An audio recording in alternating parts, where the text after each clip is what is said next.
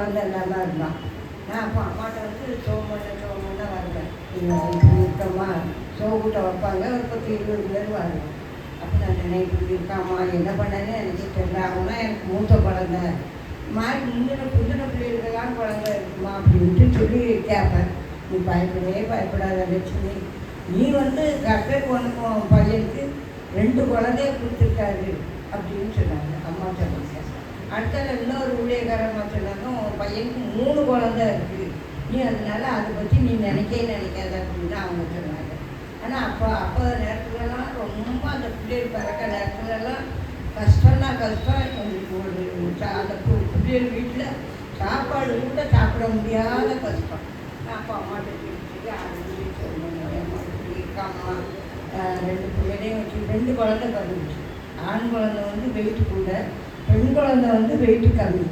அப்போ அப்படி வந்துச்சு. என் பையனை தவிர்த்து வேறு அங்கே பார்க்க ஆள் கிடையாது. நானும் இங்கே இருந்து போய் அந்த பிள்ளைகளை பார்க்கறதுக்கு என்னாலேயும் முடியாது.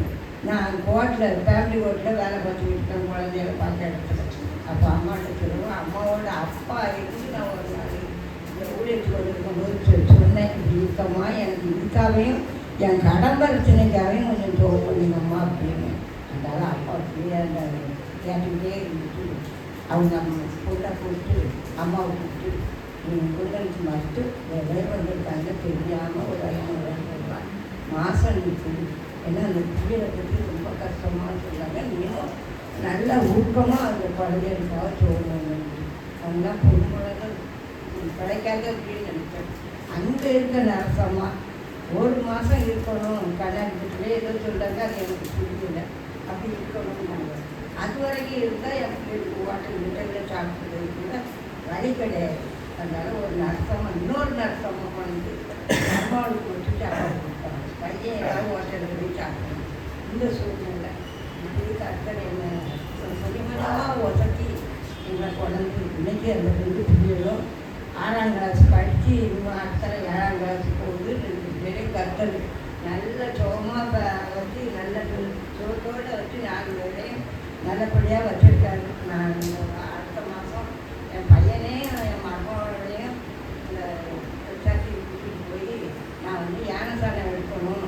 அந்த பிள்ளைகள் அப்படி இருக்கும்போது இந்த கஷ்டத்தில் நான் என்னென்னமோ பெருசாக நினைச்சேன், கஷ்டத்தை செய்யணும் அப்படின்னு. அந்த அளவில் எனக்கு முடியலை. ஒரு இடத்துக்கு 2000 ஒரு இடத்துக்கு 1000 வேலை போய் இப்போ வேலை பார்த்த இடத்துல நான் காணிக்க காசை எடுத்துக்கிட்டு இருக்கேன்.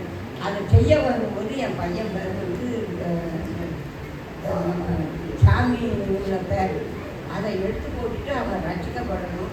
நீங்கள் எல்லாரும் நீங்கள் அதுக்காகவே சொல்லிட்டாங்க. கர்த்தர் அந்த 2 பேரும் நல்லா படிக்க வச்சதுக்கும் கர்த்தத்தை நான் நன்றி சொல்கிறேன். நீங்கள் எல்லாரும் அப்படி சொல்லிட்டு கர்த்தருக்கு கோடான கோடி நன்றிப்பா.